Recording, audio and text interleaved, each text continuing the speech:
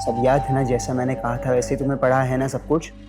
कहीं अनिरुद्ध को मेरा सच ना पता चल जाए कि मैंने सोमनाथ के जरिए भाषण के वाक्य बदल दिए हैं।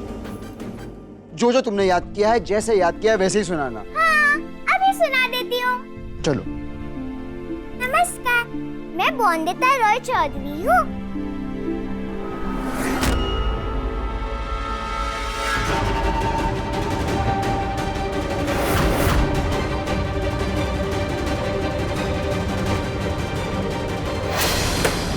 अनिरुद्ध! नहीं, क्या हुआ? लगी तो नहीं तुम्हें? लग सकती थी गहरी चोट, पर मैंने समय पे आकर, मतलब तुमने समय पे बचा लिया।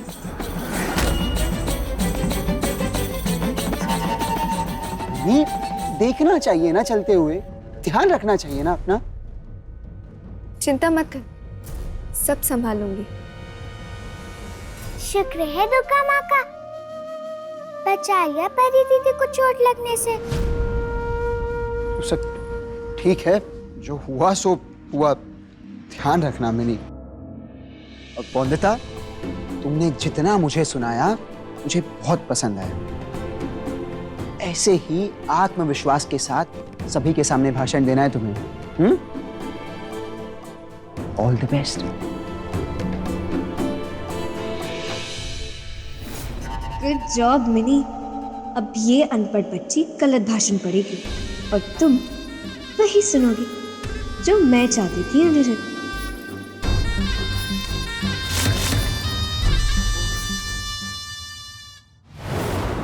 नमस्कार, आप सबका स्वागत है हवेली पर, और बहुत बहुत धन्यवाद भी इस महत्वपूर्ण काम में अपना समय देने के लिए।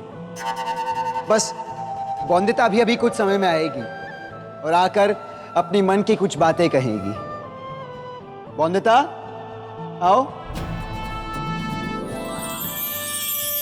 तो जैसा मैंने कहा, बोंदिता अपनी मन की बातें करेगी और आप लोग भी बिना डरे, बिना झिझके अपनी राय दे सकते हैं। हमारा क्या है, छोटी मालकिन अगर कहेंगी कुछ तो हम उसमें हामी भरेंगे ना। अरे नहीं नहीं, बोंदिता आज यहाँ छोटी मालकिन बनकर नहीं, बल्कि आप में से ही एक बनकर आपसे बात करेगी। एक लड़की, एक महिला बनकर अपने मन की बात कहेगी आप सभी से।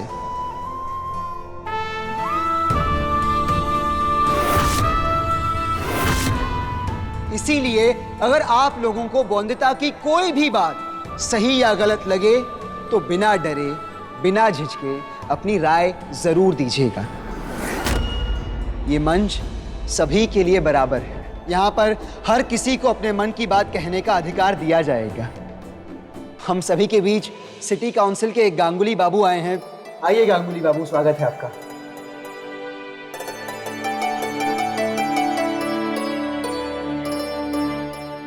बोंदिता, तुमको मैंने जैसे सिखाया है, जो जो कहा है वैसे वैसे कहना, ठीक है? मुझे पूरी उम्मीद है और पूरा विश्वास है कि लोग तुम्हारी सुनेंगे भी और मानेंगे भी।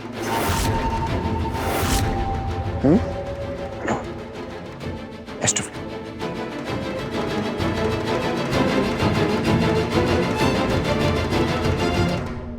नमस्कार, मैं बोंदिता रॉय चौधरी हूँ। बहू हूँ रॉय चौधरी परिवार की।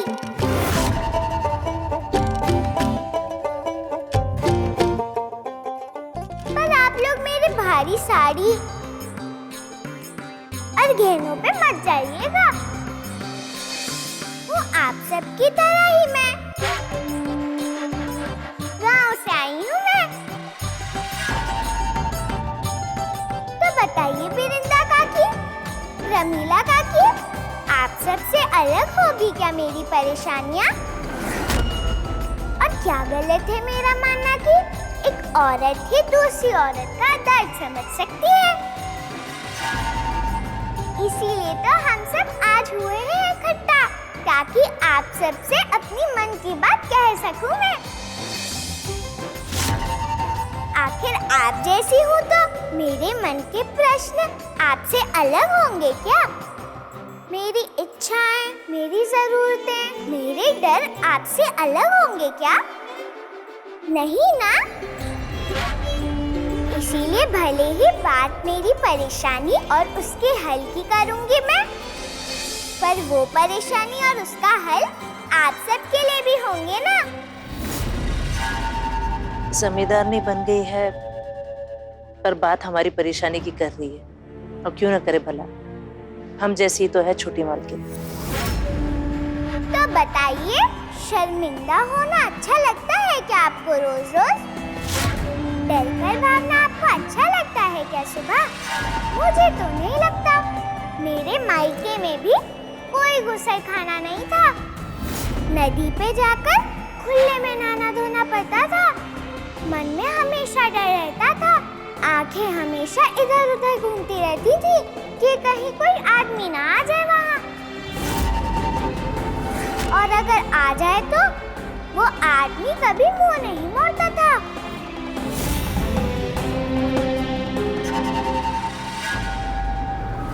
हमें ही भागना पड़ता था नदी से। क्या आपके साथ नहीं होता है ऐसा? होता ही होगा। पर मेरे साथ अब नहीं होता यहाँ, क्योंकि यहाँ हवेली में मेरे लिए गुस्लखाने की व्यवस्था जो की है फिरिश्ता बाबू ने।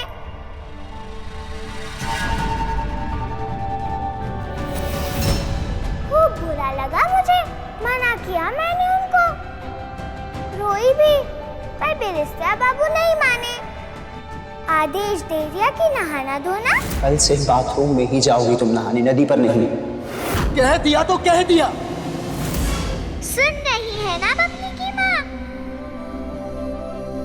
अब जब बात हमारे मन की कर रही है तो फिर क्यों ना सुने हम। बहुत अच्छे तरीके से बोल रही है वंदिता। मैंने जो जो जैसे जैसे कहा है बिल्कुल वैसे बोल रही है। मेरी उम्मीद से बेहतर तरीके से बोल रही है। Very nice. अपनी उम्मीद बढ़ाने से पहले बस कुछ पल का इंतजार और कर लो अनिरुद्ध, क्योंकि तुम्हारी उम्मीद जितनी ऊंची बढ़ेगी उतनी ही जोर से नीचे गिरकर टूटेगी अनिरुद्ध। अब जैसे यहाँ हवेली में गुस्लखाना उपयोग करने के लिए कहा फिरिश्ता बाबू ने, वैसे भी आप सबके लिए भी एक सार्वजनिक शौचालय बनवाना चाहते हैं गांव में।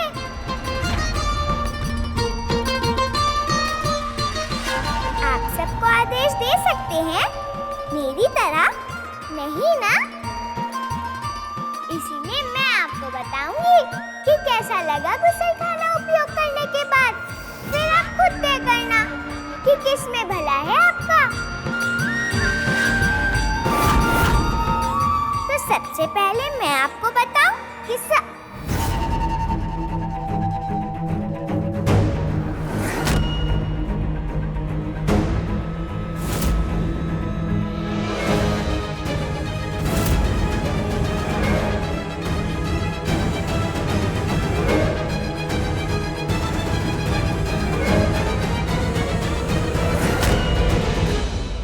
तो मैं आपको बताऊंगी सबसे पहले कि सार्वजनिक शौचालय सार्वजनिक शौचालय एक अत्याचार है। अत्याचार का मतलब क्या होता है सोमनाथ दादा? क्यों जानना है मतलब? जो मैं कह रहा हूँ रट्टा मार लो। दादा ने मतलब जानने को कहा है? नहीं ना, तो क्यों समय बर्बाद करती जा रही हो? सार्वजनिक शौचालय एक अत्याचार है। हमारे पास ज्यादा समय नहीं है। सार्वजनिक शौचालय एक अत्याचार है। सार्वजनिक शौचालय अत्याचार है।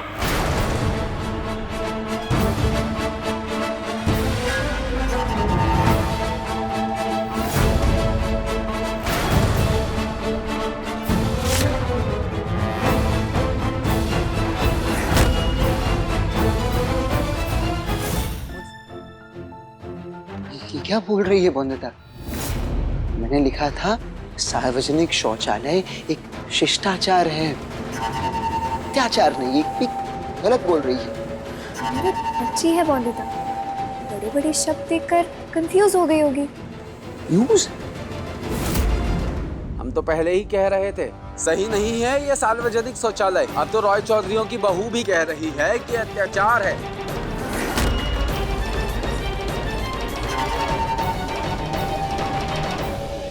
बात खत्म हुई क्या मेरी? तो ध्यान से सुनिए आप सब गांव वाले। सार्वजनिक शौचालय का उपयोग करने से औरतें सार्वजनिक शौचालय का उपयोग करने से औरतें अभिमानी बनेगी। इसका क्या मतलब होता है सोमनाथ दादा? मैं कह रहा हूँ ना, जो मैं बोल रहा हूँ रट्टा मार लो। क्यों समय बर्बाद करना चाहती हो? सार्वजनिक शौचालय का उपयोग करने से औरतें अभिमानी बनेंगी। अभिमानी?